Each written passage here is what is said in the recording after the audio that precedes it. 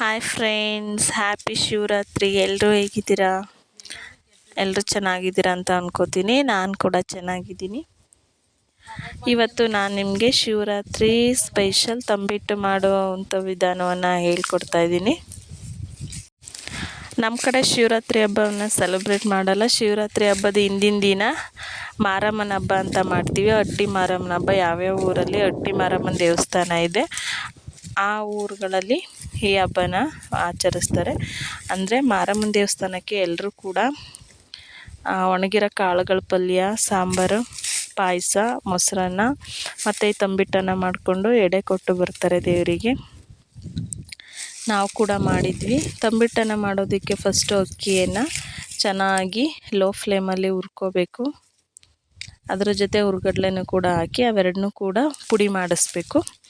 ಆಮೇಲೆ ಅದ್ರ ಜೊತೆಗೆ ಬೆರಕೆಗೋಸ್ಕರ ಕಡಲೆ ಬೀಜ, ಕೊಬ್ಬರಿ, ಹುರ್ಗಡ್ಲೆ ಮತ್ತು ಪುಟ್ಟೆಳ್ಳು ಇಷ್ಟನ್ನು ಕೂಡ ಹುರಿದಿಟ್ಕೋಬೇಕು. ಕೊಬ್ಬರಿಯನ್ನು ಹುರಿಯೋದು ಬೇಡ. ಪುಟ್ಟೆಳ್ಳು, ಹುರ್ಗಡ್ಲೆ ಮತ್ತು ಕಡಲೆ ಬೀಜವನ್ನು ಹುರಿದು ಬೇಳೆ ಮಾಡಿ ಇಟ್ಕೋಬೇಕು. ಆಮೇಲೆ ಅಕ್ಕಿ ಮತ್ತು ಹುರ್ಗಡ್ಲೆಯನ್ನು ಪುಡಿ ಮಾಡಿರ್ತೀವಿ. ಅದನ್ನು ಫುಲ್ಲು ನೈಸಾಗಿ ಪುಡಿ ಮಾಡಬಾರ್ದು. ಸ್ವಲ್ಪ ತರಿ ತರಿ ಇರೋ ಥರನೇ ಪುಡಿ ಮಾಡಬೇಕು. ಅದ್ರ ಜೊತೆಗೆ ಬೆರಕೆಗೆ ಪುಡಿ ಮಾಡಿ ಆದಮೇಲೆ ಕಡಲೆ ಬೀಜ, ಹುರ್ಗಡ್ಲೆ, ಕೊಬ್ಬರಿ ಮತ್ತು ಪುಟ್ಟೆಳ್ಳನ್ನು ಹಾಕಿ ಚೆನ್ನಾಗಿ ಮಿಕ್ಸ್ ಮಾಡಬೇಕು. ನಾನು 1.5 ಸೇರು ಅಕ್ಕಿಯನ್ನು ತಗೊಂಡಿದ್ದೀನಿ. ಅದಕ್ಕೆ ಅರ್ಧ kg ಹುರ್ಗಡ್ಲೆಯನ್ನು ತಗೊಂಡಿದ್ದೀನಿ. ಇಷ್ಟಕ್ಕೆ ಪಾಕ ಮಾಡ್ಕೊಳ್ಳೋದಕ್ಕೆ 1 kg ಬೆಲ್ಲವನ್ನು ನಾನು ತಗೊಂಡಿದ್ದೀನಿ. ನೀವು ಸಿಹಿ ಜಾಸ್ತಿ ಬೇಕೋ ಕಡಿಮೆ ಬೇಕೋ ನೋಡ್ಕೊಂಡು ತೊಗೊಳ್ಳಿ. ತಂಬಿಟ್ಟಿಗೆ ಸಿಹಿ ಜಾಸ್ತಿ ಇದ್ದರೆ ಚೆನ್ನಾಗಿರುತ್ತೆ. ಇದನ್ನು ಮಿಕ್ಸ್ ಮಾಡಿಟ್ಟು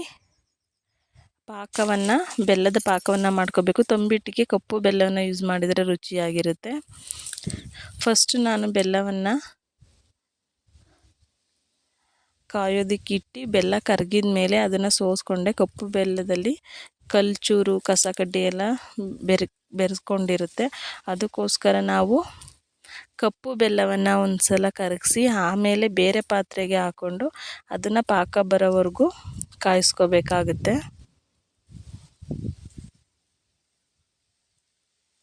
ನಾನು ಬೆಲ್ಲ ಕರಗಿದ ಮೇಲೆ ಬೇರೆ ಪಾತ್ರೆಗೆ ಹಾಕಿ ಪಾಕ ಬರೋವರೆಗೂ ಕಾಯಿಸ್ಕೊಂಡಿದ್ದೀನಿ. ಪಾಕ ಅಂದರೆ ತುಂಬ ಒಂದೆಳೆ ಪಾಕ ಬರೋವರೆಗೂ ಕಾಯಿಸ್ಕೊಳ್ಳೋದೇನು ಬೇಡ.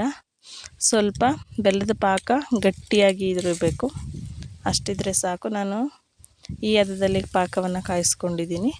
ಎಲ್ಲ ಟೊಮೆಟೊವನ್ನು ಒಟ್ಟಿಗೆ ಮಿಕ್ಸ್ ಮಾಡೋಕ್ಕಾಗಲ್ಲ. ಸ್ವಲ್ಪ ಸ್ವಲ್ಪ ನಾವು ಮಿಕ್ಸ್ ಮಾಡಿ ಇಟ್ಟಿರುವಂಥ ಹಿಟ್ಟನ್ನು ತಗೊಂಡು ಅದಕ್ಕೆ ಸ್ವಲ್ಪ ಸ್ವಲ್ಪನೇ ಪಾಕ ಮಾಡಿಕೊಂಡು ಉಂಡೆಗಳನ್ನ ಕಟ್ಟಿಡಬೇಕಾಗುತ್ತೆ. ಎಲ್ಲ ಹಿಟ್ಟಿಗೂ ಒಂದೇ ಸಲ ಪಾಕ ಹಾಕಿ ಮಿಕ್ಸ್ ಮಾಡಿದರೆ ನಾವು ಉಂಡೆ ಎಲ್ಲ ಕಟ್ಟೋದ್ರೊಳಗೆ ಅದು ಗಟ್ಟಿಯಾಗಿಬಿಟ್ಟಿರುತ್ತೆ. ಉಂಡೆ ಕಟ್ಟೋದಕ್ಕೆ ಬರೋದಿಲ್ಲ. ಅದಕ್ಕೆ ಸ್ವಲ್ಪ ಸ್ವಲ್ಪನೇ ಅಕ್ಕಿ ಹಾಕ್ಕೊಂಡು ನಾವು ಪಾಕ ಹಾಕಿ ಆ ಪಾಕ ಎಲ್ಲ ಹಿಟ್ಟಿಗೂ ಮಿಕ್ಸ್ ಆಗೋ ಥರ ಮಿಕ್ಸ್ ಮಾಡಿ ಆಮೇಲೆ ಉಂಡೆಯನ್ನು ಕಟ್ಟಬೇಕು. ಉಂಡೆನ ನಾವು ಯಾವ ಸೈಜಲ್ಲಿ ಬೇಕಾದರೂ ಕಟ್ಕೋಬೋದು.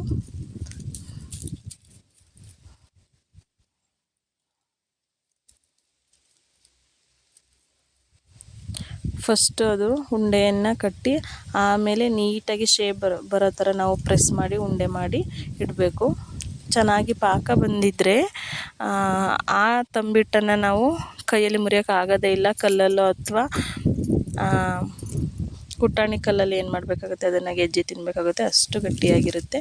ಚೆನ್ನಾಗಿ ಪಾಕ ಬಂದಿದ್ದರೆ ಈ ಟೊಮೆಟೊವನ್ನು ನಾವು ತಂಬಿಟ್ಟನ್ನು 1 ತಿಂಗಳು 2 ತಿಂಗಳು ಬೇಕಾದರೂ ಇಟ್ಕೊಂಡು ತಿನ್ಬೋದು. ಇದು ಹಾಳಾಗಲ್ಲ. ಅದೇ ಪಾಕ ಸರಿಯಾಗಿ ಬರದೆ ಹಸಿ ಹಸಿಯಾಗಿ ಟೊಮೆಟೊ ಮಾಡಿದರೆ ಅದನ್ನು 15 ದಿನ 20 ದಿನ ಅಷ್ಟೇ ಇಟ್ಕೊಂಡು ತಿನ್ಬಹುದು. ಆಮೇಲೆ ಅದು ಹಾಳಾಗುತ್ತೆ.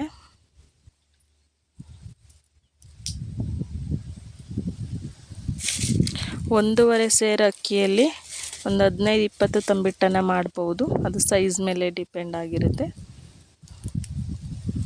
ಇದು ನಮ್ಮ ಮನೆಯ ತಂಬಿಟ್ಟಿನ ರೆಸಿಪಿ. ನಿಮಗೆ ಇಷ್ಟ ಆದರೆ ನಮ್ಮ ಚಾನಲನ್ನು ಲೈಕ್ ಮಾಡಿ, ಸಬ್ಸ್ಕ್ರೈಬ್ ಮಾಡಿ ಮತ್ತು ಶೇರ್ ಮಾಡಿ.